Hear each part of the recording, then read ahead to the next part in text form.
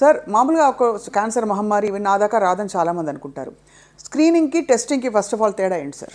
Testing అంటే ఎవరికైనా కొన్ని సిమ్టమ్స్ ఉండి కొన్ని లక్షణాలు ఉంటే వాళ్ళు డాక్టర్ దగ్గరికి వెళ్ళినప్పుడు కొన్ని పరీక్షలు చేస్తాం, దాన్ని టెస్టింగ్ అంటారు. డయాగ్నోస్టిక్ వర్కప్ అంటాం దాన్ని, డయాగ్నోసిస్, రైట్.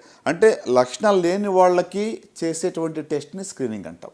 నేను అంతా బాగుంది, నాకు ఏమి ఇబ్బంది లేదు, no symptoms at all, hale and healthy అనుకున్న వాళ్ళు చేయించుకునే కొన్ని పరీక్షల్ని స్క్రీనింగ్ టెస్ట్ అంటాం, రైట్. సో కొన్ని లక్షణాలు క్యాన్సర్కి ఉంటాయి. ఆ లక్షణాలు ఎవరైతే వచ్చినప్పుడు డాక్టర్ దగ్గరికి వెళ్ళి పరీక్షలు చేయించుకుంటారో దాన్ని డయాగ్నోస్టిక్ టెస్ట్స్ అంటాం. సో కనుక నేనేమంటానంటే లక్షణాలు వచ్చేదాకా కూడా వెయిట్ చేయకుండా మనం లక్షణాలు లేనప్పుడే కూడా కొన్ని టెస్టులు చేయించుకుంటే క్యాన్సర్ని మరింత ముందుగా గుర్తించే అవకాశం ఉంటుంది. Right right. అంటే అర్లీ డిటెక్షన్ సేవ్స్ లైఫ్స్. ముందశలో క్యాన్సర్ కనుగొనడం అందరికీ తెలిసిన సత్యం ఇది, అంటే నేను కొత్తగా చెప్పేది ఏం కాదు. కానీ how can we do early detection, ఎలా చేయగలం? సిమ్టమ్స్ వచ్చాక చాలాసార్లు ఏమవుతుందంటే కొన్ని క్యాన్సర్లో సిమ్టమ్స్ వచ్చేటప్పటికి లేట్ అయిపోతుంది. అవును, అప్పుడు కూడా స్టేజ్ దాటిపోయే అవకాశాలు ఉంటాయి. మొన్నే కదా నాకు ప్రారంభమైంది కడుపు నొప్పి, లేకపోతే మొన్నే నాకు వామిటింగ్ వస్తుంది, మొన్నే నాకు ఈ మధ్యనే జస్ట్ 1 monthలో వెయిట్ లాస్ అయిందని అంటూ ఉంటారు. సో కనుక అంతవరకు వెయిట్ చేయకుండా కూడా కొన్ని క్యాన్సర్స్కి సిమ్టమ్స్ లేకముందే కూడా స్క్రీనింగ్ టెస్టులు చేయవచ్చు. కరెక్ట్.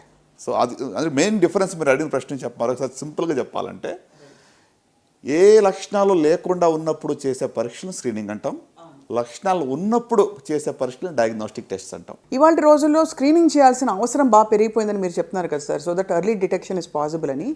సో ఏ డెమోగ్రఫిక్ ప్రొఫైల్ వారు, లేదు ఏ వయసులో ఉన్నవాళ్ళు, ఎలాంటి వాళ్ళు చేయించుకోవాలి స్క్రీనింగ్? షూర్ అండి. అంటే స్క్రీనింగ్ టెస్ట్ అనేటువంటిది ప్రతి క్యాన్సర్కి కూడా చేయలేం. ఒక 200కి పైగా క్యాన్సర్ రకాలు ఉన్నాయి. సో అన్ని క్యాన్సర్లకి మనం స్క్రీనింగ్ టెస్టులు చేయాలంటే జరగని పని. ప్రతిరోజు కూడా నాకు ఏదో క్యాన్సర్ వస్తుంది భయంతో బ్రతకాల్సిన అవసరం లేదు. రైట్. సో కనుక మోస్ట్ కామన్ సర్వసాధారణంగా కనబడే క్యాన్సర్స్కి మాత్రమే స్క్రీనింగ్ టెస్ట్ చేస్తాం. అది కూడా పాపులేషన్ బేస్డ్. ఎక్కువ మందిలో ఎక్కువ సాధారణంగా కనబడే క్యాన్సర్స్కి మనకు స్క్రీనింగ్ టెస్టులు అందుబాటులో ఉన్నాయి. ఉదాహరణకు ఆడవాళ్ళలో మీరు చూస్తే రొమ్ము క్యాన్సర్ నెంబర్ 1 రండి. ప్రతి 8 మందిలో ఒకళ్ళకి రొమ్ము క్యాన్సర్ వచ్చే అవకాశం ఉంటుంది. వచ్చేది అంటే మనకున్న జనాభాను మనం చూస్తే చాలా హై నంబర్, అది లైఫ్ టైంలో వచ్చే రిస్క్. అవును. సో ఇండియన్ కాంటెక్స్ట్లో 1 in 26, 1 in 28 అని అంటాం, కానీ బట్ మన డేటా కరెక్ట్గా లేదు. రైట్. సో కనుక రిస్క్ డెఫినెట్గా హై ఉంది, పాపులేషన్ కూడా చాలా ఎక్కువగా ఉంది. సో కనుక రొమ్ము క్యాన్సర్కి స్క్రీనింగ్ టెస్టులు అందుబాటులో ఉన్నాయి. అలాగే సర్వైకల్ క్యాన్సర్, గర్భాశయ ముఖద్వారపు క్యాన్సర్, దానికి సంబంధించి కూడా స్క్రీనింగ్ టెస్టులు మనకు అందుబాటులో ఉన్నాయి. అట్లనే ఓరల్ క్యాన్సర్స్, నోటి క్యాన్సర్స్ కానివ్వండి, కోలాన్ క్యాన్సర్స్ కానివ్వండి, రైట్, లేక లంగ్ క్యాన్సర్స్. ఇప్పుడు హై రిస్క్ ఉన్న వాళ్ళలో లంగ్ క్యాన్సర్ కూడా స్క్రీనింగ్ టెస్టులు అందుబాటులో ఉన్నాయి. సో 4-5 రకాల క్యాన్సర్లుకి మనకి స్క్రీనింగ్ టెస్టులు అందుబాటులో ఉన్నాయి. రైట్. అంటే అన్ని క్యాన్సర్ని ఒక టెస్ట్తో కనుగొంటారనేది లేదండి ఇంతవరకు. మల్టీ క్యాన్సర్ డిటెక్షన్ అని చెప్పి ఒక రీసెర్చ్ నడుస్తూ ఉంది అమెరికాలో. ఇంకా దానికి ఇంకా చాలా టైం పడుతుంది. అంటే బ్లడ్ టెస్ట్తోనే మొత్తం బాడీలో ఏ క్యాన్సర్ ఉందని తెలుసుకునే స్టేజ్లో మనం ఇంతవరకు రాలేదు. Right right right. సో కనుక ఆడవాళ్ళలో కొన్ని క్యాన్సర్ మనం చూసాం. రొమ్ము క్యాన్సర్ కానీ, గర్భాశయ ముఖద్వారపు క్యాన్సర్ కానివ్వండి, పెద్దపేగు క్యాన్సర్ కానివ్వండి, ఓవిరియన్ క్యాన్సర్ కానివ్వండి, లంగ్ క్యాన్సర్ కానివ్వండి, వీటికి కొన్ని టెస్టులు మనకు అందుబాటులో ఉన్నాయి. అలాగే మగవాళ్ళలో చూసినట్లయితే మరి ప్రోస్టేట్ క్యాన్సర్ సర్వసాధారణంగా ఉంటుంది. దానికి సింపుల్ బ్లడ్ టెస్ట్ ద్వారా కానీ మనం స్క్రీనింగ్ చేయొచ్చు. సిమ్టమ్స్ లేకుండా 50 సంవత్సరాలు పైబడిన వాళ్ళకి ఒక సీరం ప్రోస్టేట్ స్పెసిఫిక్ యాంటీజెన్ చేస్తే సరిపోతుంది.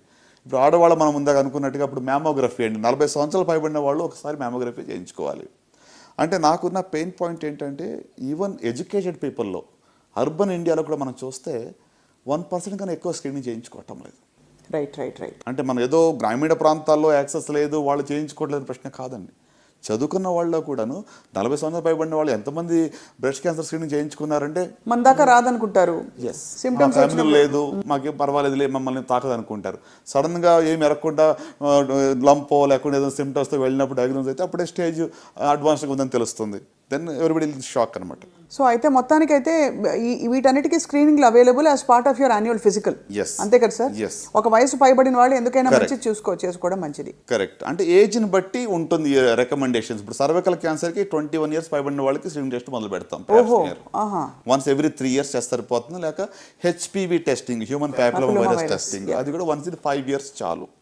అలాగే మ్యామోగ్రఫీ 40 సంవత్సరాలు పైబడిన వాళ్ళు, కొలనోస్కోపీ అనేటువంటిది 50 సంవత్సరాలు పైబడిన వాళ్ళు ఒకసారి చేయించుకుంటే 10 ఏళ్ళ దాకా మళ్ళీ చేయించుకోక్కర్లా. అట్లనే ఇప్పుడు పురుషుల్లో మనం PSA ఇయర్లీ వన్స్ PSA. అట్లనే మరి colon cancer colonoscopy every 10 years after 50 years, right. So similarly oral examination కానివ్వండి, లేక కొన్ని ట్యూమర్ మార్కర్స్ ఉన్నాయి. సో అంటే నేను అనేది ఏంటంటే don't wait for the symptoms. లక్షణాలు వచ్చేంత వరకు వెయిట్ చేయొద్దు. రైట్. డెఫినెట్గా we will discuss and what symptoms ఏంటి కూడా మనం డిస్కస్ చేయబోతున్నాం. Correct. కానీ లక్షణాలు రాకముందే మనం కొన్ని పరీక్షలు చేయించుకుంటే ఖచ్చితంగా